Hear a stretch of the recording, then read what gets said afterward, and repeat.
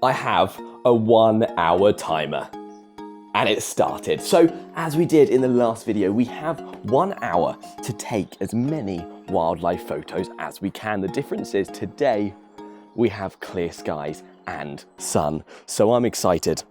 What we have with us is, let me just grab it, the Canon 250D and the Sigma 150 to 600mm lens. This is the camera setup we're using for the whole garden bird series, and I can already hear so many birds singing out here. I don't know where to start. Now the sun is shining from this direction behind me, which means the best colours are going to be on these bushes over here, and we have this willow tree which would make some awesome photos. I'm just aware that not many birds are going to sit in this bamboo. You see, when we look at this bamboo, it's a very dense area of leaves, so we're going to wade through a little bit of this water, because I believe further down here we have some bushes. Yes, you see behind me, I'm not sure if you can see that, I can't actually see what I'm filming.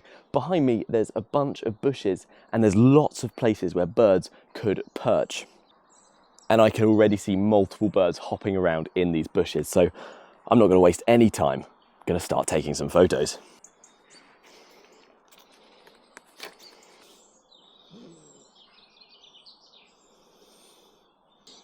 I have a goldcrest hopping around very low in the bushes to a point where I can't get a clear view of the bird, but I can see it hopping around, and I'm hoping if it comes out into the open, I'll be able to get a good shot. A shot of a goldcrest, I'd be very excited about that. I have hardly any.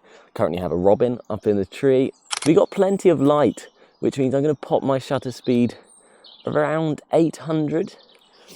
Now the camera's automatically making my ISO 3200, which is too bright, so I'm going to have to take over my ISO. I'm going to pop that to, let's go 800 as well. So we've got shutter speed 800 and ISO 800. Now you might be hearing that and thinking, yeah, ISO's 800, that's really high. What are you thinking? Well, I recently did a video, I say recently, it's quite a few months now, and it was exploring ISO. You see, ISO reveals the noise that's present, and if you're shooting in a bright lit environment, you actually can up your ISO, and that noise won't appear because it's simply not there. So it means you can up your shutter speed, up your ISO, and have the advantage of just having a bit more light to play with. Now, goldcrests are known for being quite bold birds, so I'm going to shimmy forwards a bit. Okay, he's heading to the top of a bush. Oh, let me get this.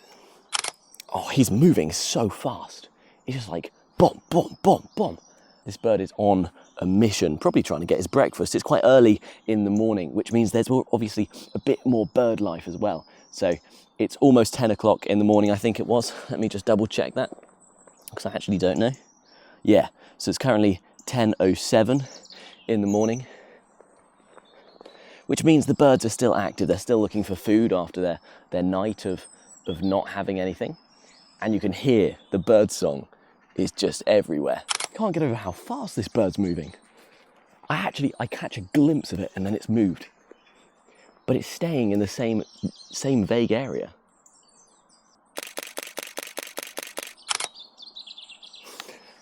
Okay, I saw that coming.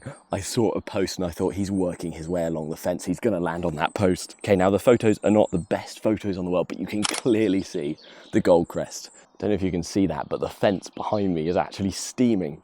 The sun is just evaporating the water on that fence. Time-wise, okay, so I don't know if you can see that. It's been 20 minutes. We have 42 minutes left, which is plenty of time to hopefully spot some more birds. I've seen long-tailed tits, I've seen great tits, robins, the goldcrest. I've seen blue tits, but all of the birds are flying around, but most of them are really high in the trees, and I just can't be shooting up into the tops of the trees. I've had nothing. Had nothing for a little while now. There we go, 25 minutes. So, still got time. Still got plenty of time, but I've been here for, what, that's about 8 minutes to be precise. I'm just looking around to see if there's a better spot for me. And I stepped away from the bushes and there's now a nuthatch in the tree above me. Now this is this angle is not ideal. And lighting wise, that's probably going to be way too bright. Okay, it's not too bad. Not too bad. I want to drop it just a tad.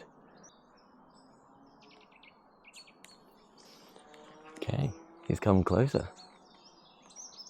Go on, nuthatch.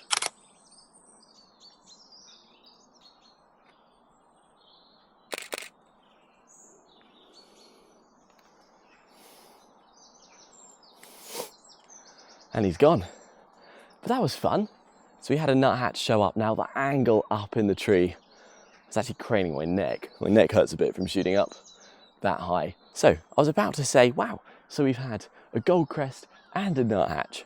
We can actually see there's this garden, and then you can see into the neighbouring garden, and the neighbouring garden is like this. It's just got lots more kind of wild space for the birds and for the animals to do as they please, really. The birds like the fact that it's not kept too strict. They like the fact that it's not a monoculture. It's not just grass and a few trees, but there's actually so much variety. And just this patch alone, there's so many different types of plants, and that allows stuff for all of these types of birds. Hence why we're seeing so many different types of birds. There's stuff to cater for all of them. There you go. So there's a great tit on the fence currently. In fact, there's a bunch of great tits at the end of the garden. What I'm trying to say is we just have such a mix of birds around today. You know what, I'm going to pop you back up here, because up here I think you have a pretty good view of me while I run around and do stuff. Got a pigeon. Let's snap a picture of the pigeon. Brilliant. The fence line is running such a distance in the foreground and the background. You kind of have the bird in the middle and then the blur on the front and the back. So nailed it, guys. We got the photo of a blue tit, not a great tit, which is actually kind of cool because blue tits are, in my opinion, cuter. They're smaller. Wow, we're really nailing this today. I literally couldn't be kidding you.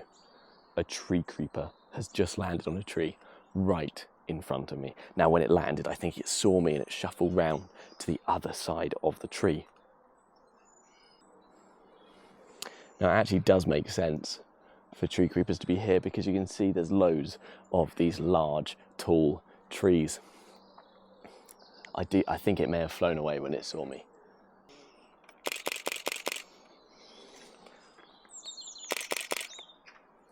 The camouflage is incredible. Right. Trying to get... I want to be there, but it's a bit of water. I want to get in a place where the sun is lighting up the white and the brown, because otherwise the tree creeper really can just blend into the tree.